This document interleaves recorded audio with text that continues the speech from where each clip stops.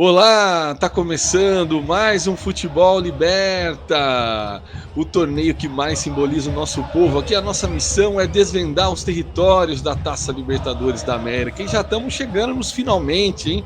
Estamos chegando aqui já, se for contar aí quantos Futebol Liberta ainda dentro da Libertadores tem nesse ano, acho que dá para contar aí uns 3, 4 programas. Tudo que é bom vai chegando ao fim, e chegou ao fim o quê? A participação aqui, a torcida dos membros do Futebol Liberta. Hoje podemos dizer que estão todos eliminados, e esse programa vai falar um pouco sobre isso também, discutir as dores e a alegria do futebol. E para isso, vocês já sabem, conhecem aqui o meu time.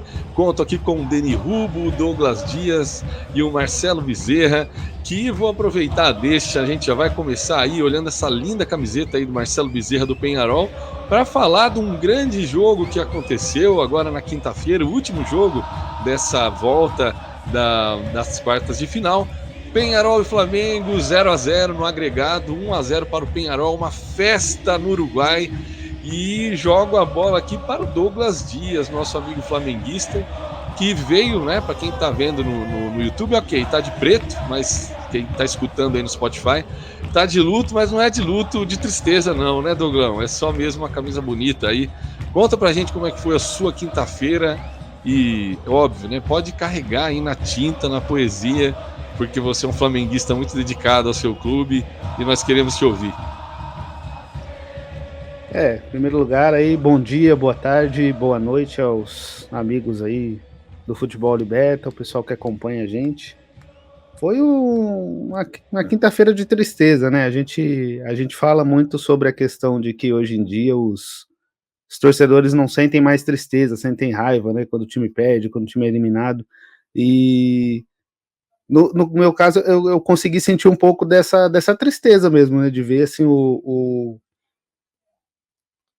se repete muito, às vezes se repete algumas histórias, né? No ano passado era contra o Olímpia, que tinha todo aquele clima, muitos torcedores com aquele clima de oba-oba, de aí pegamos o Olímpia, que sorte e tal, e aí foi eliminado pro Olímpia, daquela forma, né, absurda, uma virada incrível dos caras lá na casa deles.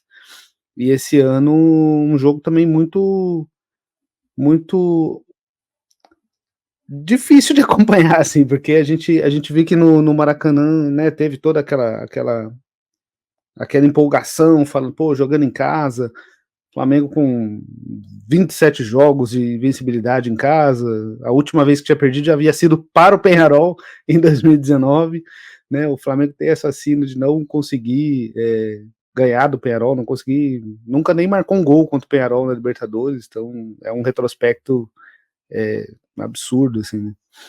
E aí depois do jogo contra o Peñarol no Maracanã, né, jogando em casa, com aquele resultado de 1-0, fiquei bastante preocupado, fiquei um pouco abatido, né, no começo.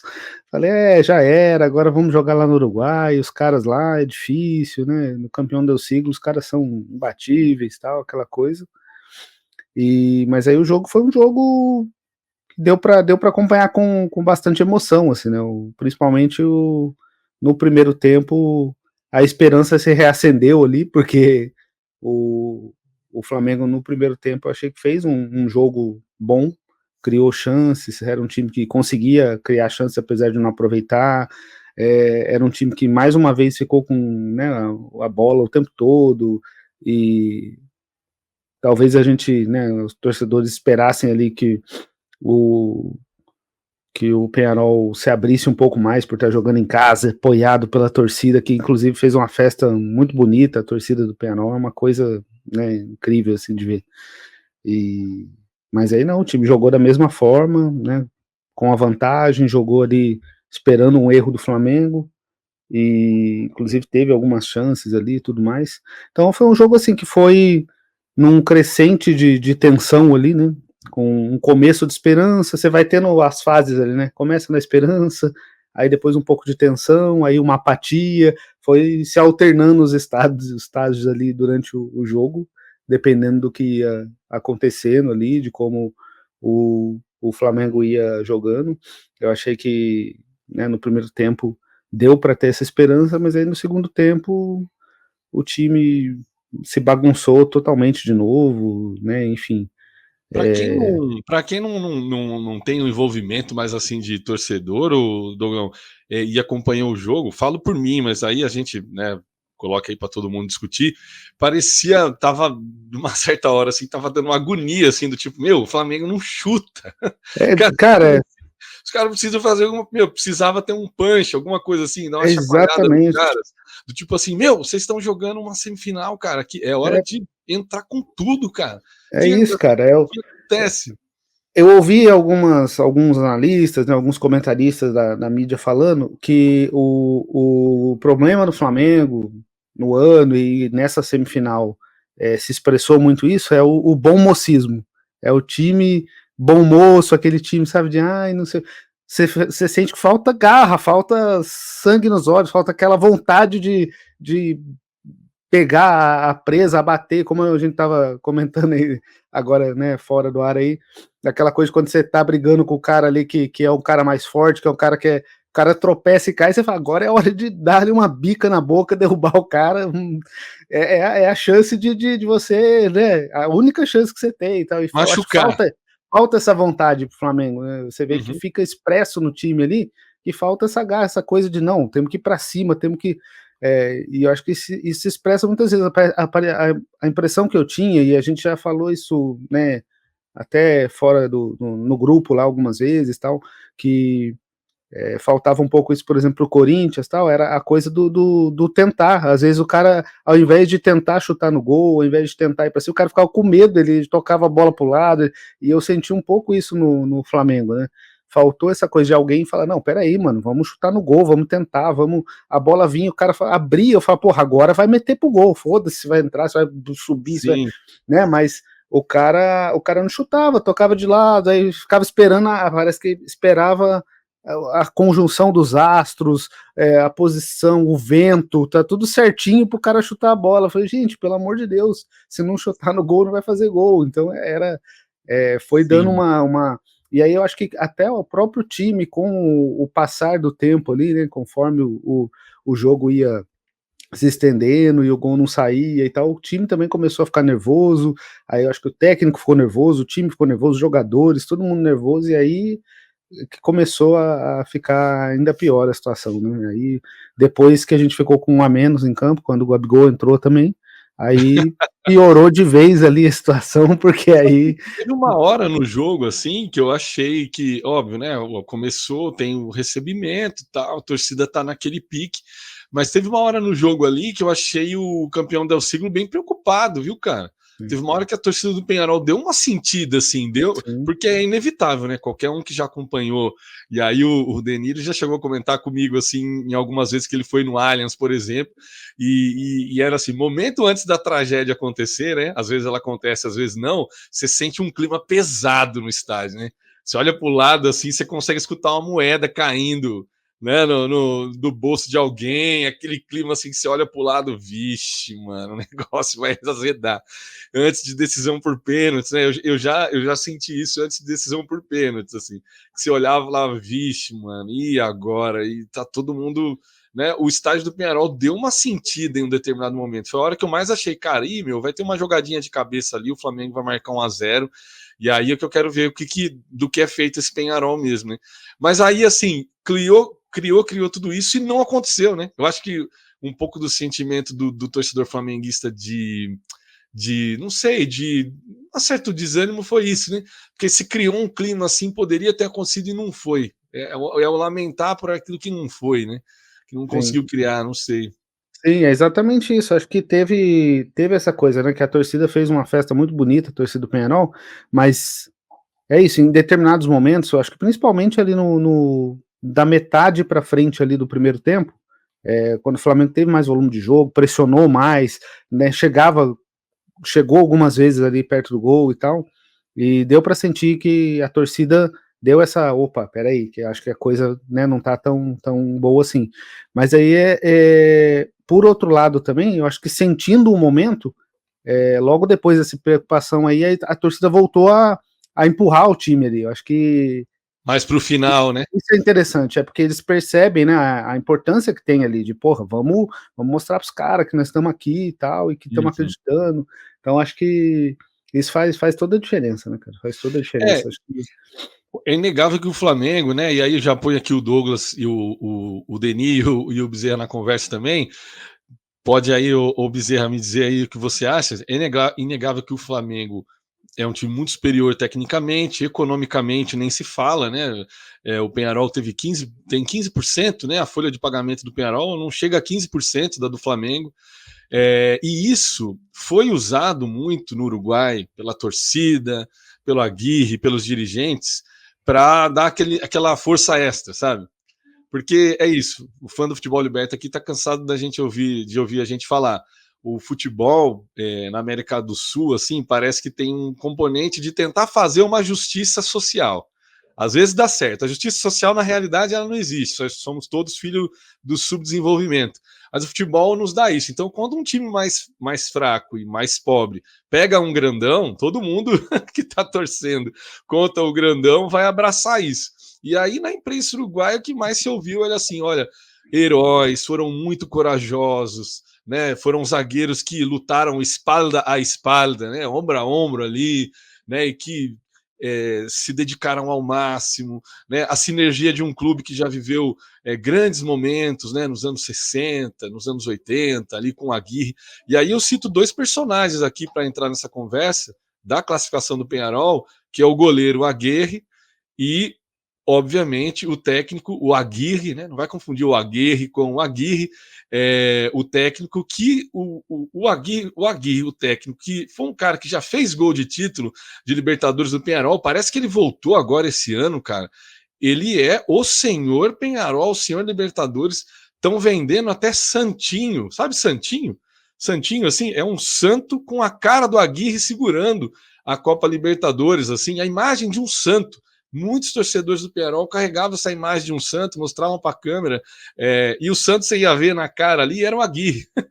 E na mão do santo, assim, ele tinha uma taça Libertadores. Né? Isso aqui é puro suco de América Latina, né? Catolicismo com futebol e com justiça social, uma loucura. Ô, sim. Lucas. Conta para nós aí, o que você achou? Não, primeiramente, bom dia, né, para você, para o Denis, para o Douglas Dias, para toda a galera que nos acompanha no YouTube e no Spotify. E tem um outro personagem aí que também é importante. Desculpa, perdão. E tem um outro personagem muito importante que é o Tite, né?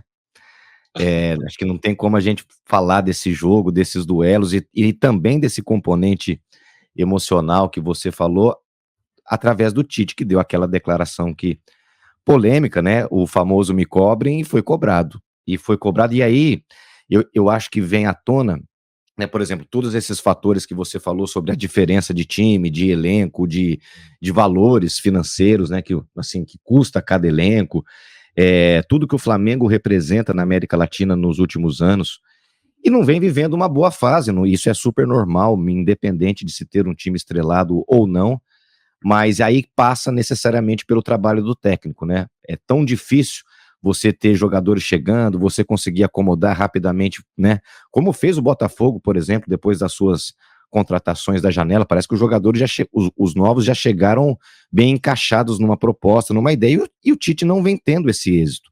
E aí lida com problemas de caráter mais particular, como o Gabigol, as lesões e etc, e toda a cobrança, que aí, por exemplo, quando um time comum tem muitas lesões, você pondera muito. Quando um time como o Flamengo tem muitas lesões e tem peças à altura ou até melhores para substituir, não tem tanta pena assim. E aí o Tite, com aquela declaração, ele pareceu, e agora que tudo já se passou, isso fica mais claro, pareceu revelar, na verdade, muito mais uma fraqueza do que uma força, né? Porque quando ele diz, olha, nós vamos chegar lá, vamos fazer tanto, me cobrem, é a prepotência de quem acredita na possibilidade, né? Porque olha para trás e vê um time estrelado, mas não tem a confiança própria do trabalho. Ao invés de analisar e considerar os erros ali, ele já projeta, como ele mesmo disse, né? Não foi uma projeção, colocando a palavra projeção como antagônica a uma cravada que ele teria dado, ou uma resposta pronta, enfim. E eu tenho certeza, assim, que o papel e o trabalho do Tite nesses dois confrontos, ele ficou muito à prova. Né, a incapacidade de de apresentar alternativa para esses problemas que vocês já destacaram, que o Douglas falou muito bem, de bater no gol, etc, etc. E aí, cara, assim, é o futebol e as suas vinganças, né? Porque a moral da história para mim desse jogo é: o futebol ainda é um esporte coletivo, o futebol ainda é um esporte em que a técnica nem sempre se sobressai, a técnica por si só, o brilhantismo individual por si só. Então acho que foi um jogo que ele reafirmou verdades antigas do futebol e que é direto e reto a gente se perde, a gente esquece. E aí entra tudo isso: torcida, um estádio pulsante, um espírito nos jogadores do Penharol, que, por exemplo, eu não vi o primeiro tempo, questão de trabalho e tal, não consegui ver. Mas no segundo tempo, eu vi um Penharol, assim, muito ciente, muito consciente das suas capacidades, muito consciente da força do seu adversário, né? E em cima dessa constatação da realidade, o Aguirre montou o time. E aí inflou aqui, inflou ali, sabe? Trouxe a tal da mística, né? Trazendo a torcida junto, e toda essa coisa de guerra, de sangue nos olhos, como disse o Doglão. E eu acho que o Flamengo se perdeu aí. É um grande time, acho que isso é inquestionável, né? O melhor elenco do Brasil, acima do Botafogo, enquanto elenco, sim. Enquanto time, talvez não. Mas é um elenco fantástico para os padrões do futebol brasileiro, mas isso por si só não basta. E o Tite, desde, eu acho que da época da seleção, ele vem vivendo uma fase ruim. Tem até um artigo interessante que eu não vou me lembrar. Nossa, que pena. Eu vou até procurar aqui a tempo, antes da gente encerrar o programa, que diz como que o Tite tá. Acho que talvez até vocês tenham postado. Eu confesso que não me recordo. Sobre o quanto o Tite vem fazendo mal para o futebol brasileiro desde a sua estadia na seleção brasileira. Mas isso talvez seja papo para depois. Mas acho que é isso. Foi um jogo normal do futebol que a gente tanto gosta e que na Libertadores isso parece que fica mais realçado, né? A possibilidade do time mais economicamente. Diga, Casão. Sabe uma coisa que eu fiquei pensando que é muito louco? Nisso que você tá falando, cara, o Aguirre, ele teve uma passagem aqui pelo América Mineiro, né, cara? E o Aguirre, o Aguirre, ele não era nem a prioridade, nem o principal goleiro do América Mineiro, que hoje está na segunda divisão.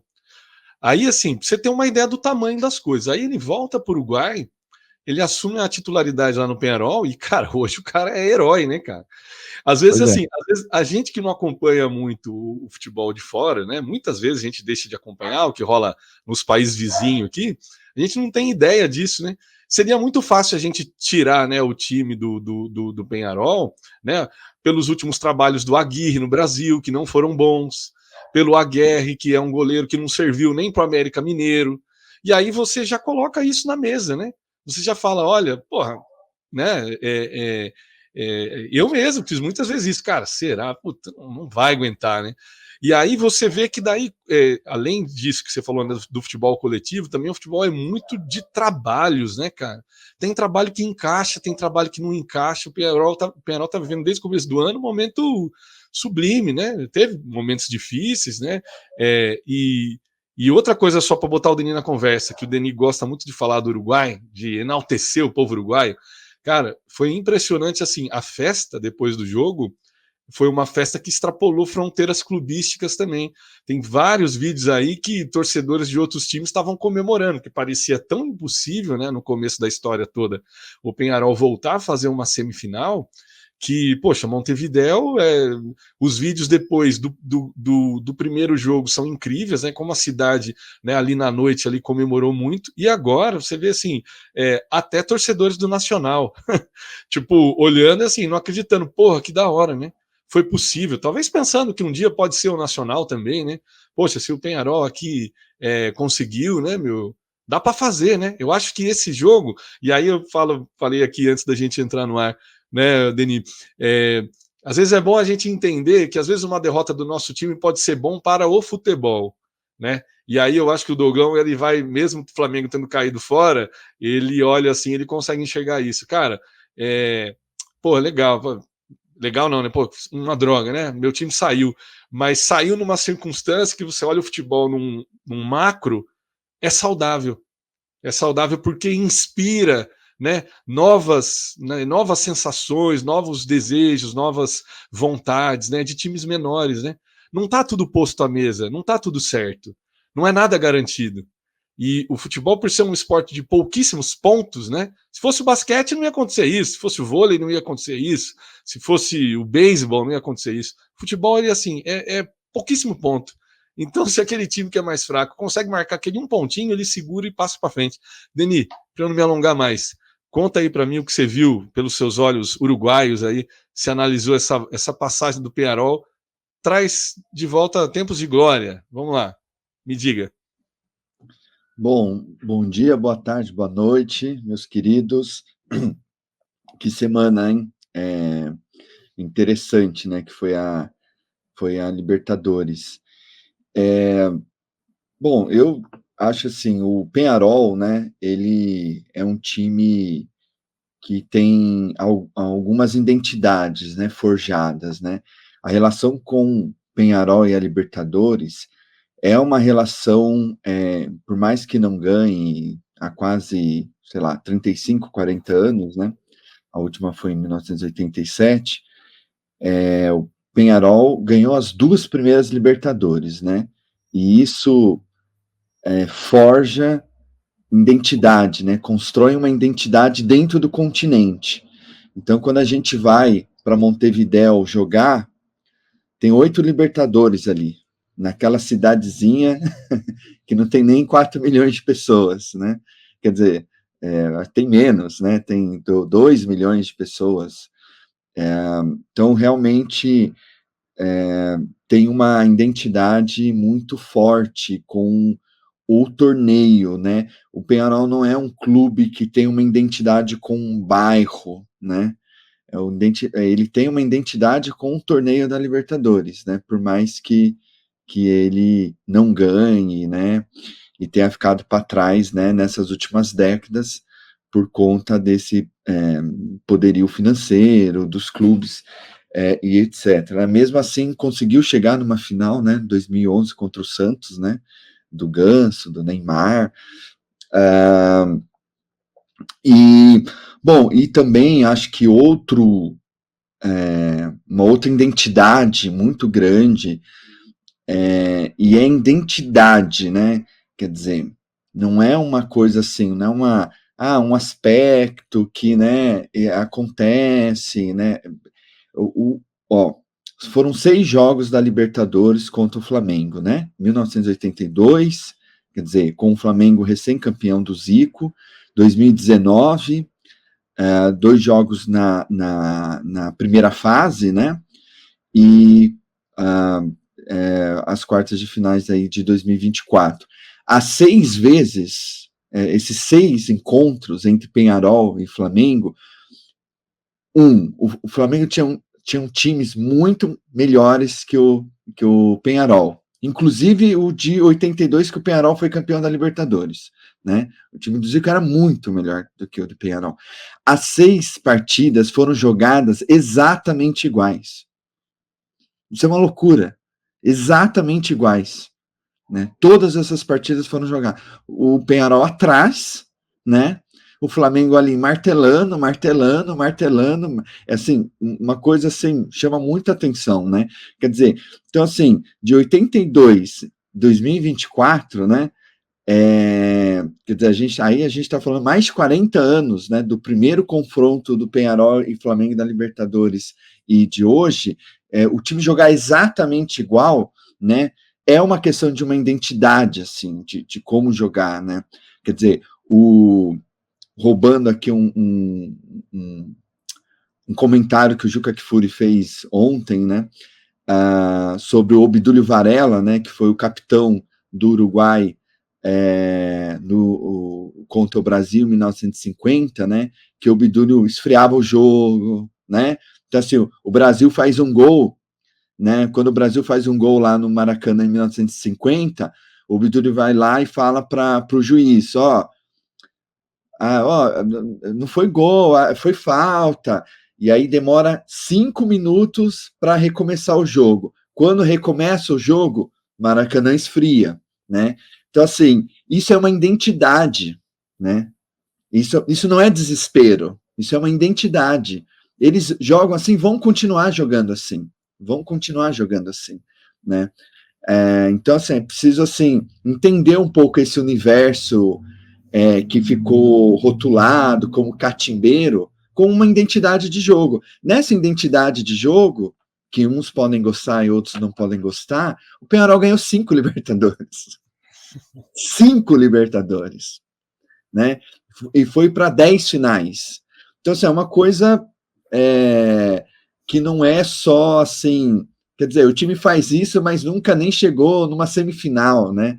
Então, isso faz parte da identidade do clube, né? Inevitavelmente, assim, do uruguaio, né? Da questão ali, mas do Peñarol enquanto relação que ele tem com. Bom, eu vou colocar aqui um outro assunto polêmico na conversa, já botando São Paulo e Botafogo no meio aí. Pode deixar o microfone ligado aí que você vai, tenho certeza que você vai me responder prontamente.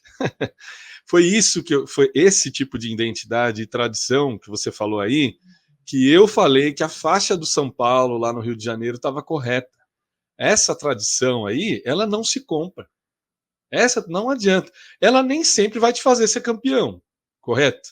Mas essa tradição, você ter essa identidade, é muito tempo de bola jogada.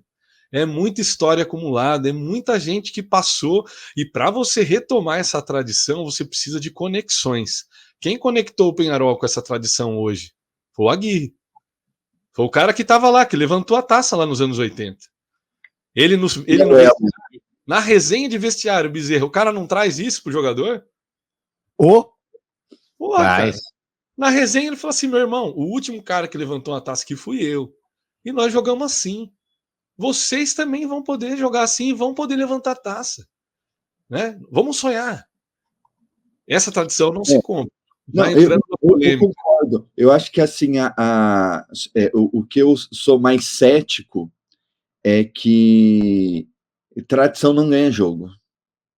Né? Para mim, assim, né? Eu não consigo mais aceitar isso de como o futebol é jogado hoje. Né? Para mim, tradição não ganha mais jogo. Acho que a gente pode discutir, e quando se trata de Libertadores, a gente vai discutir muita coisa ligada a isso, né? Mas eu acho que isso às vezes maqueia algumas coisas. Bom, o Pelé foi antes da final Palmeiras e Santos no Maracanã em 2020, o Pelé, não sei quem mais ali de 62, 63, foi lá e conversou com os jogadores, né? Não ganharam. Então, assim, que assim, a questão de isso ganhar jogo ou não que me incomoda, assim, né? Eu acho que vale toda uma discussão, vale ressaltar, né? Porque o Peñarol vive essa identidade mesmo sem ganhar, né? E eu acho que em nenhum momento o Peñarol, assim, claro, o torcedor do Peñarol tinha fé e tal, eu até acho, Douglas, que o jogo foi muito menos hostil do que eu imaginava lá. Eu imaginava, assim, pedrada, briga entre os jogadores, eu imaginava um clima, assim, muito mais pesado, né? E porque, assim, a torcida estava muito mais tensa, né? Na própria competitividade dela diante do jogo, né? Chegou perto disso só naquele finalzinho ali que o Flamengo estava pressionando e jogaram um sinalizador dentro da área. A hora que aconteceu isso, eu achei, isso é Libertadores. O Flamengo pressionando aí, jogaram um sinalizador, cara, ali dentro do campo, um caiu dentro da área, aí, tipo assim, pro juiz apitar, né? Tipo, para, mas o juiz não apitou, não, cara. Bola rolando com o sinalizador pegando fogo lá. Mas vai lá, continue aí. Não, enfim, é isso, assim. E também, assim, eu acho que tem uma discussão aí, essa discussão, acho que ela está relacionada a todos os jogos, né? Dessa questão também que cada vez mais, né, hoje a gente vai assistindo, vai vendo vídeos, né?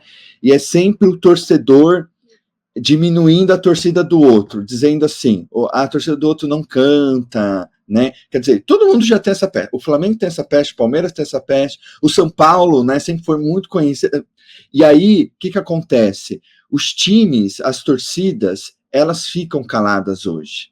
Todas as torcidas. A torcida organizada que canta até o final. é assim, gostem a gente, gostem não, quer dizer, a torcida vai, pegando as que vão falar assim, mas essa é diferente, a torcida do Corinthians é assim hoje, quer dizer, quem canta é a Gaviões, não é o estádio inteiro, a torcida do Boca Juniors é assim, né, quer dizer, é a torcida 12, é a torcida organizada 12 que canta, né, o jogo inteiro, todo o restante da torcida do Boca fica quieta, e eu acho que é normal isso também, né, quer dizer, tem o grau da elitização, mas também tem o grau da tensão que você está nesse jogo, né? Que você não consegue gritar, cara, que você está ali muito ansioso, né? Então você tem, e a do Peñarol foi a mesma coisa, né? Que você mencionou, Lucas, né? Quer dizer, na torcida, né? Você vê toda aquela entrada, né? Que você chega a ficar emocionado assim com aquela entrada, tal.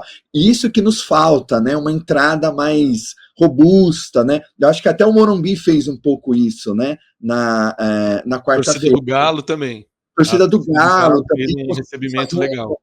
Uma entrada assim, eu adorei, espetacular. Eu adorei que os times brasileiros fizeram agora, assim, né? Mas não é frequente isso, a gente sabe que não é tão frequente. Mas as torcidas vão ficando quietas, cara, porque você vai ficando maluco ali e de desespero, né? Então, assim, é preciso olhar isso também e do que ficar diminuindo, assim, olha, como é que eles não cantam. Eu acho que, assim, na resenha, tal, é legal, divertido, mas, na realidade, se você for fazer um estudo empírico sobre as torcidas, né, você vai em cada jogo desses jogos, você vai sentir isso, você vai presenciar o silêncio, né? Só que o silêncio, ele tem significados naquelas circunstâncias de jogos, assim, né, que a pessoa né, tá morrendo lá, né? Então ela tá quieta, né? Então acho que tem esse elemento também. Para a gente fechar esse jogo aí, gente, Dogão, você publicou aí no nosso grupo aqui de WhatsApp, até a gente estava brincando com isso, uma petição dos flamenguistas para investigar os uruguaios, né? Os jogadores do Flamengo que são do Uruguai. Agora, interessante que durante o jogo, isso aí está saindo agora, né? As resenhas que a gente não fica sabendo na hora, vem surgindo depois, mas o goleiro do Peñarol, o Aguirre, chegou a conversar com o De La Cruz e o Arrascaeta, que tem foto deles rolando aí pela internet com camisa do Peñarol, né? Obviamente, torcedores e tal, qualquer outro, né? Ser humano. E o Aguirre chegou a comentar assim com eles na partida, né? Pô, vocês já foram campeões, cara. Vocês jogam no Brasil, vocês já foram campeões. Agora é a vez do Peñarol, tira o pé um pouquinho e tal. Aquela brincadeira, né, que tem, sempre vai ter, né? Me diz aí, Douglas, você ficou preocupado ali com o número de uruguaios dentro do time do Flamengo ou isso aí já histeria coletiva, como diz hoje em dia? Não, cara, é engraçado, né? A gente acha divertido esse tipo de coisa. É óbvio que ali são profissionais, estão jogando e tal. E assim, né? Os 3 uruguaios torcem pro Peñarol, né? O Arrascaeta, o De La Cruz e o Varela, né? Os 3 são torcedores do Peñarol. Então, e assim, os 3 foram muito mal no jogo, né? O Arrascaeta, uma sombra do que já foi, o De La Cruz também não conseguiu ser aquele cara decisivo que ele esperava que chegasse ali e jogasse como jogou ali no River todo esse tempo. E eu acho que isso reflete um pouco também, uma coisa que o Bezerra estava comentando aí, e fiquei pensando aqui, a questão da diferença dos técnicos, porque assim, o Aguirre, como o Bezerra falou, ele conhece o elenco, conhece as capacidades e montou o time para isso. E parece que falta um pouco isso para o Tite, porque ele parece que não sabe usar as potencialidades dos jogadores. Ele tem um estilo de jogo que ele pensa e ele faz aquilo. Então, por exemplo, durante todo esse ano, até 4 de setembro, deu certo porque tinha o Pedro. Ele jogava a bola no Pedro, o Pedro resolvia, cara. Então, o jogo foi todo preparado para isso. E aí, com a lesão do Pedro, ele não soube procurar uma variação tática, uma outra possibilidade de jogo que conseguisse levar o Flamengo, né, a vencer. Então, o que me chamou muita atenção nos últimos jogos, e até comentei isso no nosso grupo lá, é a falta de repertório de um time que tem um trabalho de um ano do técnico, tem um elenco, né, como esse, que tem peças de reposição, tem possibilidade de contratar, o Flamengo, né, tem uma situação financeira boa, lesionou o Pedro, podia ter ido ao mercado e trazer outro atacante, né, dada a fase do Gabigol, a lesão do Pedro, o Carlinhos, que assim, né, infelizmente está tecnicamente abaixo dos outros ali. Então poderia ter ido ao mercado e trazido outro cara, mas assim, o que me parece é que o Tite não consegue entender quais são as potencialidades dos jogadores ali e montar um time voltado para maximizar ali as potencialidades deles, né? E isso o Aguirre fez muito bem, né? Com o time do Peñarol, que tecnicamente estava muito abaixo aí. Então, mas eu acho que é isso, acho que tem que ter uma investigação aí em cima do Arrascaeta, do De La Cruz aí, tirar o pé aí. Os caras ali na hora do vamos ver, né? Poxa, Libertadores.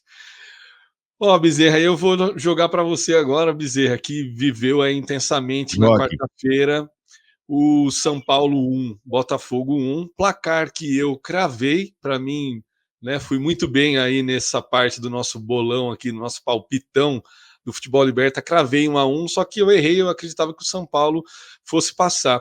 E aí ficou uma coisa na minha cabeça, Bezerra, aí dos programas de comentaristas aí ao longo da semana, de que parece que o São Paulo ele sempre estava correndo atrás de uma coisa, né? E quando chegava aí, pô, tinha que sair atrás de novo. E aí, porra, eu pelo menos tenho isso. Quando o time precisa de uma reação e começa a perder certos tipos de gol, eu mesmo, eu lembro, assim, na infância, de uma coisa que meu pai falava, sempre Hoje quando não é estava dia. começando a dar ruim, né? Ah, não é hoje. E hoje não é pra ser. Hoje não vai acontecer. Tá, ali tá com 20 minutos do primeiro tempo ainda, mas o cara erra um gol bizarro, você já fala, ah, hoje não é pra ser, cara. Hoje você ficou com essa impressão? Como é que você viveu essa quarta-feira? Eu fiquei, Casão. Aliás, você tá um excelente Carlos Alberto de Nóbrega, só rolando a bola pra gente fazer o gol, viu, Casão? Essa foi boa, essa sua colocação. Porque é assim, esse clima perpassa, eu acho que os dois confrontos, né? Exatamente essa sensação. E aí, até pegando um pouco do gancho daquilo que o Denis estava colocando sobre as torcidas, para entender o jogo de quarta, eu acho que tem que entender essa relação identitária que o clube tem com a massa, né? E isso vai mudando ao longo da história.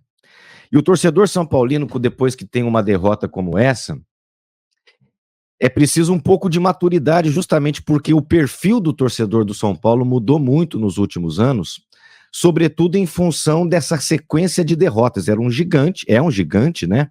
Mas que emendou uma década aí de fracassos colossais, Penapolense, Mirassol, e se for puxar a lista aqui.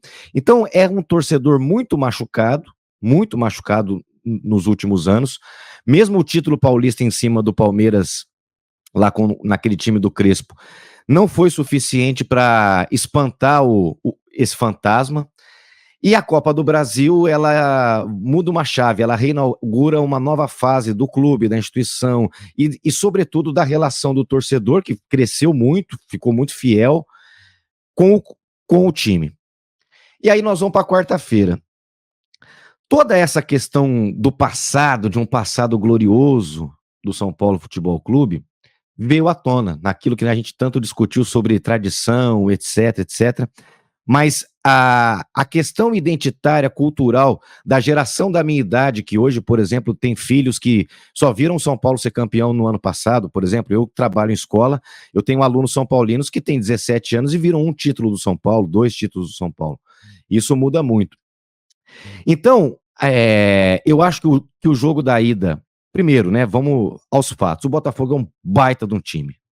Os 11 jogadores do Botafogo são, assim, muito fortes mesmo, e fortes do ponto de vista técnico, fortes do ponto de vista tático e extremamente fortes do ponto de vista físico. O time do Botafogo bateu no São Paulo. Bateu não no sentido pejorativo da agressão, mas se impôs lá no primeiro jogo, assim, de forma absoluta.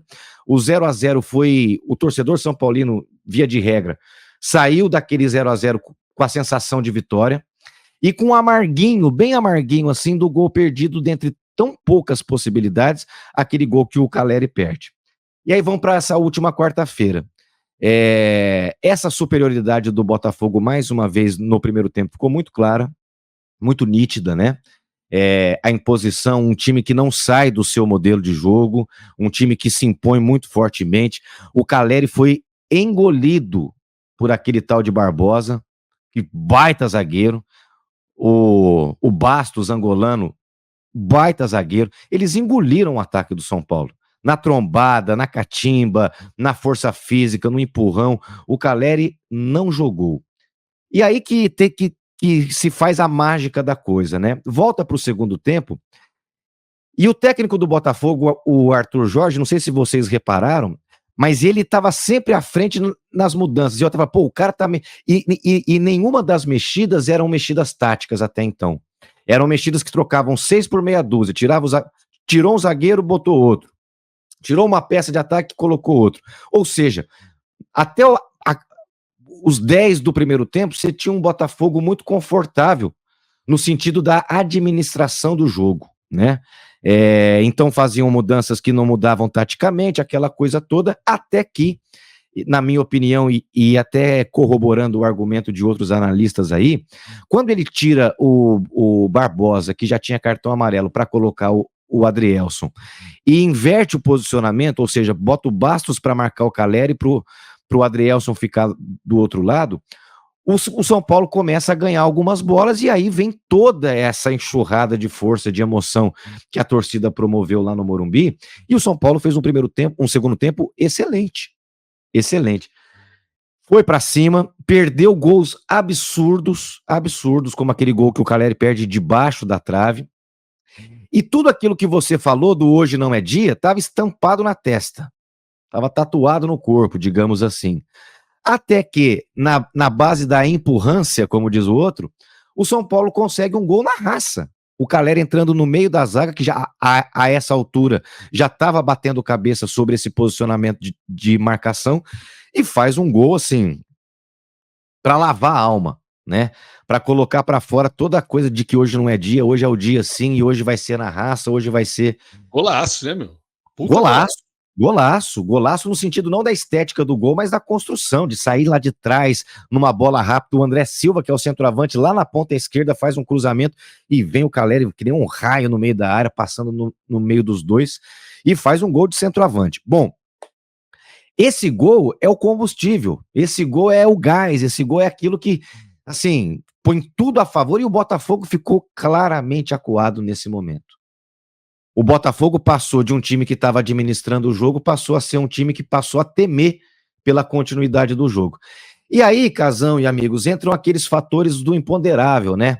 O Rafinha numa síndrome de... que tem isso também, né? Nem sempre tem jogador experiente que não é maduro, né? E não que seja o caso do Rafinha, mas aquele momento foi um excesso de capitanismo, assim, sabe? Um capitão 24 horas por dia, no momento mais importante que o São Paulo teve na competição, talvez, de tá com o sangue quente, tá com o físico, sabe, pra guerra, superando cansaços e etc, se doando em todas as bolas, a torcida empurrando, o jogo fica parado naquela confusão, naquele bate-boca, que é tudo que a arbitragem de Libertadores quer, para encerrar o jogo. O Botafogo fez cera o primeiro tempo inteiro. O John, goleiro, estava dando até raiva de tanta cera. Um jogo de muito empurrão, faltas que não eram dadas, por exemplo. O Calleri sofreu um monte que ele dava como jogada normal. E aí você cria aquela cena toda, é óbvio que você deu você deu de mão beijada para a arbitragem acabar o jogo e ir embora para casa em paz, vai para os pênaltis e tudo mais. Então, eu acho que o torcedor são paulino, diferentemente, já pedindo desculpa e com todo respeito ao torcedor do Flamengo, são sensações diferentes, porque o São Paulo lutou muito. E o São Paulo, quando você vai analisar os times, os 11, o São Paulo está muito abaixo desse time do Botafogo. Não que não tenham bons jogadores, mas uma coisa que o próprio Arnaldo Ribeiro falou, e é verdade... Os feras do São Paulo, os decisivos do São Paulo, eles estão calejados, eles estão velhos, assim. Não velhos mais para lá do que para cá. Mas quando você pega um time tão impositivo como é o Botafogo, cara, o que é esse Igor Jesus? O cara é jovem, é um tanque de forte e tem habilidade, faz o pivô, segura a bola com qualidade. Esses dois meio-campistas, o Gregory e o capitão do time, meu Deus, o Marlon Freitas. Cara, esses caras precisam ser observados com mais carinho, porque são dois tipos de meio-campistas, assim, muito completos, né? A zaga nem se fala, os dois laterais apoiam muito, Alex Telles, seleção brasileira, enfim, é um time muito poderoso, né? Eu confesso que fui perceber a força desse Botafogo depois do jogo contra o Palmeiras e nos 2 duelos contra o São Paulo. Mas também não é insuperável, né? E eles flertaram com o perigo, assim, de uma forma muito, muito perigosa. E por isso tudo, no fim das contas, foi triste o dia. Aquela cobrança de pênalti do Rodrigo Nestor, assim, é incompatível com o momento, e aí a gente tem que colocar os fatores emocionais que o jogador, porventura, possa ter passado, mas assim, depois que passa aquela noite que você dorme, acorda, eu acho que o torcedor do São Paulo hoje tem capacidade de compreender o que o elenco pôde dar. E não faltou luta, não faltou entrega, raça, faltou técnica, faltou assim, capacidade tática de envolver o adversário para colocar a bola lá dentro, né? E aí entram aquelas coisas, o pênalti que o Lucas perdeu, o gol que o Caleri perdeu, a entregada do Luiz Gustavo, a saída de bola errada do goleiro Rafael, né? Que aquela bola é uma falha do goleiro, né? Claro que ele não é o culpado de forma alguma, mas aquela falha, ela comprometeu, sim. Então, o São Paulo deixou, como disse o Douglas há pouco, né? Ele estava lutando contra alguém maior, esse alguém maior tropeçou, e na hora desse tropeço, ele não soube dar, digamos, como disse o Douglas, hein? Não soube dar aquela bicuda fatal. Mas é muito cara de pau. Aproveitar. Toda a tonalidade da violência aqui, eu estou abrindo aspas e fechando para Douglas Dias, é dele. Né, esse tom violento do discurso, eu estou só me apropriando, claro que é uma metáfora, que ninguém está fazendo nenhum tipo de apologia, mas faltou, assim, esse olhar mais sanguinário, né, digamos assim, decisão, nessa hora. Uma convicção, né? Então, por exemplo, faltou personalidade para o Lucas? Não, ele perdeu o pênalti, pode ter ficado nervoso? Pode ter sido, mas ele, no segundo tempo, ele claramente quis responder ao pênalti perdido. O Caleri faltou personalidade, matou, sei lá, para fazer aquele gol? Acho que não, talvez tenha sido a ânsia da decisão, porque ele lutou, fez o gol, continuou correndo. Então, é triste para o São Paulino, porque o ano praticamente acaba, o São Paulo não tem chance alguma de título brasileiro, vai lutar por uma vaga na Libertadores do próximo ano, tá fora das Copas, mas aquela sensação de outros tempos, de um time pipoqueiro, amarelão e coisas do tipo, acho que isso seria injusto, porque muitas falhas, mas falta de raça, luta, entrega, eu acho que não faltou, Casão. Perfeitamente, Bezerra. E assim, todo mundo que pega uma bola para bater um pênalti nessa situação, cara, para mim o cara já tem que ter algum tipo de mérito, porque Denis vai lembrar aqui, tem jogador aí, ó, já puxando pro jogo Galo e Fluminense, Devinho. Devinho é uma figura, né? Um personagem do futebol brasileiro. Ele foi o grande nome aí de Galo Fluminense, marcou 2 gols, colocou o Galo ali na frente. Hoje é tido como até um daqueles caras, né? Um dos senhores Libertadores. Mas, meu amigo, lá em 2017, Denis vai recordar, ele não quis bater o pênalti de jeito nenhum, meu amigo. Palmeiras eliminado, a câmera vira para ele fazendo assim, ó. Eu não vou bater, não. bem sincero, né? O Davidson pode chamar ele de qualquer coisa, menos de que ele não é sincero, né? E tem cara que realmente na hora ali, cara, olha pro estádio lotado em casa, tá maluco? Vou bater esse pênalti, vou nada. O cara tem que ter... Cara, tem que ser muito foda, pra falar a real, pra bater um pênalti nessa circunstância. Bateu, perdeu, cara, paciência. Ninguém vai ganhar toda hora, vai errar mesmo, isso aí faz parte. Mas deixar de bater, aí eu acho, caramba, o cara não quis, né? Fugiu, né? Tá bom, né? Cada um sabe aonde o calo aperta. Denis tá querendo falar ali. Você lembra, Denis, dessa cena? Não, essa é uma lembrança, eu acho que é uma das primeiras lembranças que eu tenho do Davidson no Palmeiras, né? Ele dando aquela, tipo, uma piscadinha assim, assim, nitidamente ele não tinha problema nenhum, né? Mas ele não quis bater naquele jogo de oitavos de Libertadores que o Palmeiras perdeu. O que eu, assim, queria comentar, assim, ouvindo o Bezerra, é até comparar um pouco quer dizer, a desclassificação, né, do São Paulo e do Flamengo, assim, né, porque o Flamengo ele teve uma superioridade técnica, mas sem criatividade, né? Então ficou ali, né? Ficou ali e não foi. O São Paulo, a história da eliminação do São Paulo, ela é muito mais assim intempestiva, assim, né? Quer dizer, são muitas ondas, assim, que são muitas histórias dentro da história dos dois jogos, né? Que põem o São Paulo ali, né? O primeiro tempo lá no Rio de Janeiro é um time que é amassado, que é sufocado, né? O goleiro fazendo uma boa partida. Aí o segundo tempo, isso já se equilibra com o São Paulo um pouco melhor. Caleri perde um gol. Mas, enfim, eu tô vendo também muito torcedor de São Paulo falando assim, perdemos... Não, o Botafogo perdeu vários no primeiro tempo, tá? Né? Então, assim, perder gol faz parte também da história dos dois jogos, assim, né? O Botafogo também perdeu gol, perdeu um gol no primeiro tempo, né? Então, assim, perder gol é para os dois lados, né? E aí o segundo tempo... Quer dizer, o São Paulo, ele tem um protagonismo muito grande, e aí, assim, e o São Paulo supera, no segundo tempo, o Botafogo no empenho físico mental, assim, né? E eu acho que o Bezerra é muito certeiro quando ele coloca a questão do Rafinha / Zubeldia, né? Que vão protagonizar aquela confusão e que o botafoguense dá graças a Deus, porque esfria o jogo num momento que não precisava esfriar. E num momento que seria muito difícil segurar o São Paulo. Muito difícil. E eu acho isso muito curioso, porque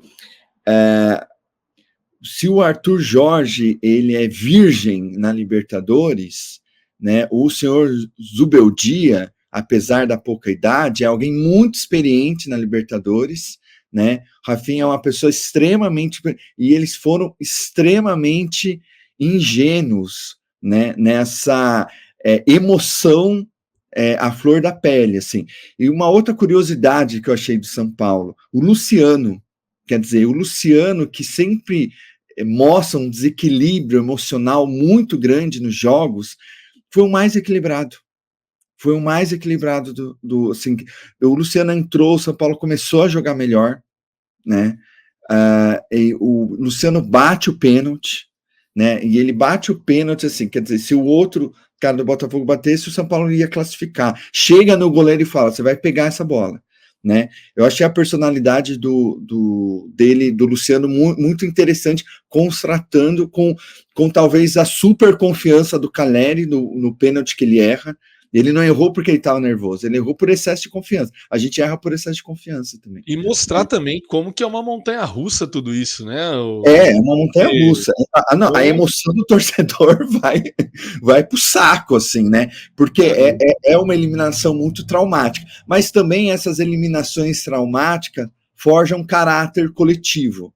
Forjam caráter, né? Eu tenho certeza. O São Paulo só não pode cair no erro de querer demitir técnico, essas coisas e tal.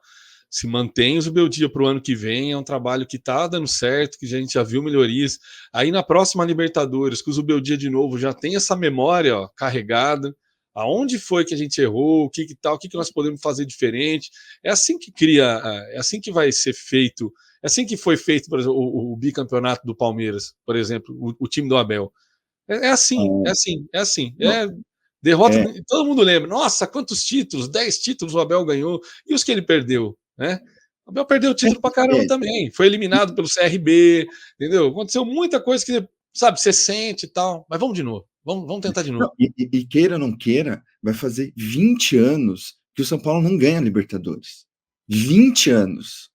Não é pouco. O São Paulo não ganhou a Libertadores ontem, né? Ele ganhou faz 20 anos. Já tem uma questão geracional, assim, muito forte, como o Bezerra mencionou.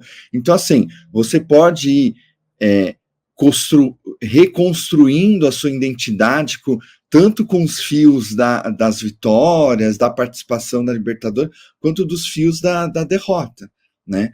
E eu concordo com você, acho que o Zubeldia é um ótimo técnico, mesmo oscilando nesses últimos jogos de brasileiro, né, uma eventual oscilação, perder alguns jogos. Eu acho que o São Paulo conseguiu encontrar um técnico muito interessante, que também está aprendendo, né, também tem que aprender muita coisa, mas é um cara muito interessante. Então, assim, não dá para fazer tábula rasa, né, nessas horas, né? Tem que ali eliminar algumas coisas de fato e umas outras coisas não, né?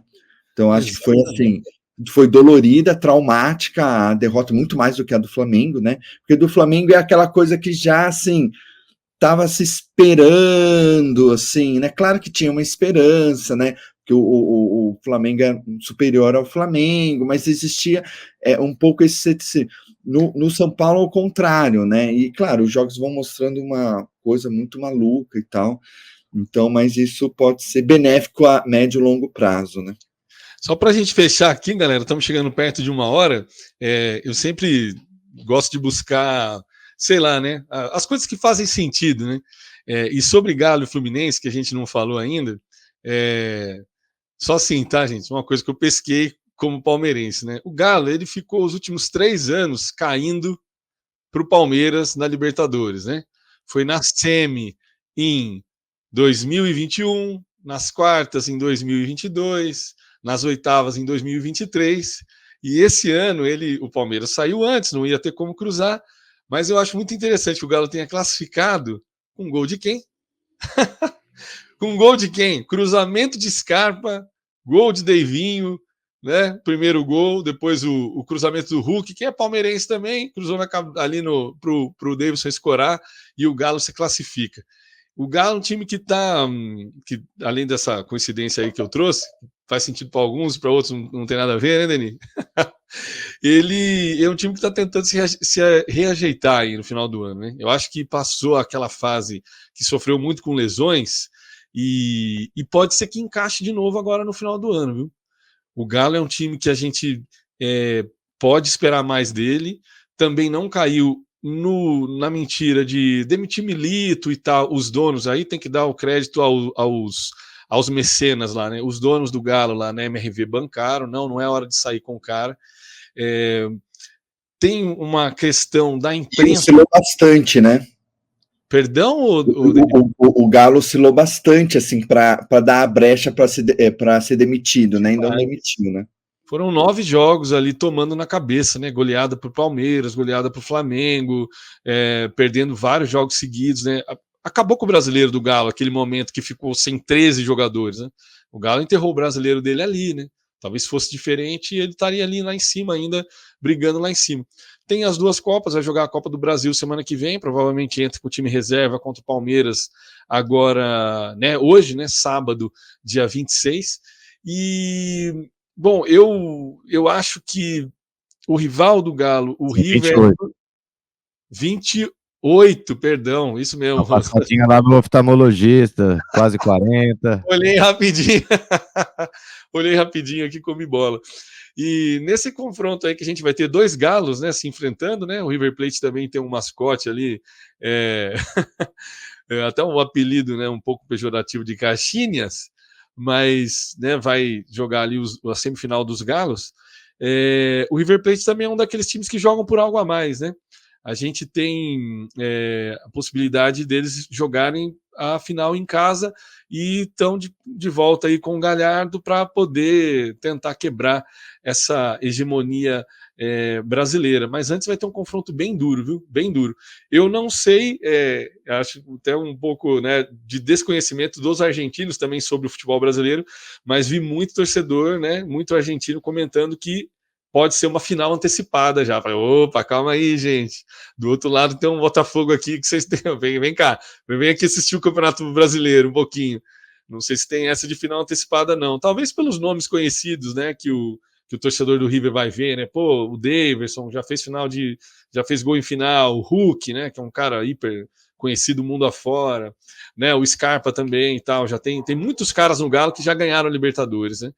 Então, fica essa impressão também. E o Milito, que tem um histórico muito bom contra o River, né? Talvez o torcedor do River esteja mais preocupado de ser o Milito do outro lado, né? Você olha e fala, poxa, né? Eu, pelo menos, tenho muito isso, né? E o flamenguista, por exemplo, sabe que quando enfrenta o Rogério Ceni é 3 pontos na conta, né? Porque o histórico é um negócio de louco, né? Então, sempre tem aquele cara que você não gosta tanto de pegar a porra, né? Eu, enquanto torcedor do Palmeiras, foi muito ruim pegar o Rogério Ceni, né? O Rogério Ceni tem um retrospecto bom contra o Abel e por aí vai. Mas é isso, gente. Eu acho que a gente pode fechar por aqui essa 1 hora aí de programa.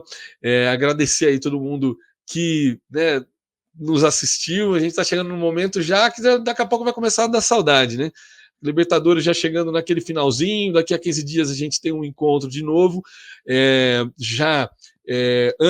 logo antes, né, do primeiro jogo das semifinais, e aí a gente vai poder falar mais sobre o retrospecto na história, né, do Peñarol, do Botafogo, do River, do Galo. O Peñarol que ele estava na final daquela Conmebol de 1999, quando o Botafogo ganhou seu único título internacional. Inclusive já está rolando uma provocação aí, né? O Peñarol gosta muito de trazer à tona a sua glória, né, do passado.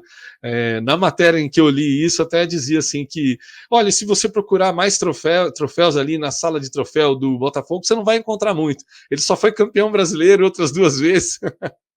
E aí tirando um sarro com, né, apesar das glórias aí. Bairro, né? Bairro, Botafogo é bairro. O Botafogo tem mais títulos estaduais do que títulos ali importantes, né, no cenário internacional. Ficamos por aqui então, galera. Um abraço aí para vocês, Deni Rubo, Marcelo Bezerra e Douglas Dias, e que vocês tenham aí um ótimo final de semana. Essa semana não tem Libertadores, mas teremos a Copa do Brasil. Fica aqui então o nosso até logo e um obrigado mais uma vez. Taça Libertadores está acabando, mas ainda tem aí muita história para contar. E se... Casão, Opa, meu querido, pode falar. Desculpa cortá-lo assim, mas só para lembrar a nossa audiência que a Libertadores acaba, mas o futebol, enquanto instrumento de libertação, permanece. Então, o futebol liberta. Ainda tem o especial de Natal do Futebol Liberta, com o amigo certeza do Futebol Liberta e outros eventos que, porventura, possam aparecer para 2024, que darão sequência ao nosso programa, e tem a preparação do Futebol Liberta 2025, então ainda tem muita coisa esse ano. Futebol Liberta só vai expandir, temos planos aí para 2025 já, segunda temporada está confirmadíssima, espero que meu time esteja presente na Libertadores, mas o Futebol Liberta também vai abordar outros torneios também, estamos aí com um plano de buscar as histórias do futebol nos cenários que nos interessa, né, nos cenários dos de baixo, né, nos países aqui, né, da linha do Equador aqui para baixo, aqui, onde se joga uma bola com outro sentido, né, Bezerra? O futebol liberta uma caixinha de surpresas. Exato. E aonde a gente pode dizer que se a pátria é livre é porque o futebol liberta aí essa massa. Um abraço para todo mundo e até a próxima.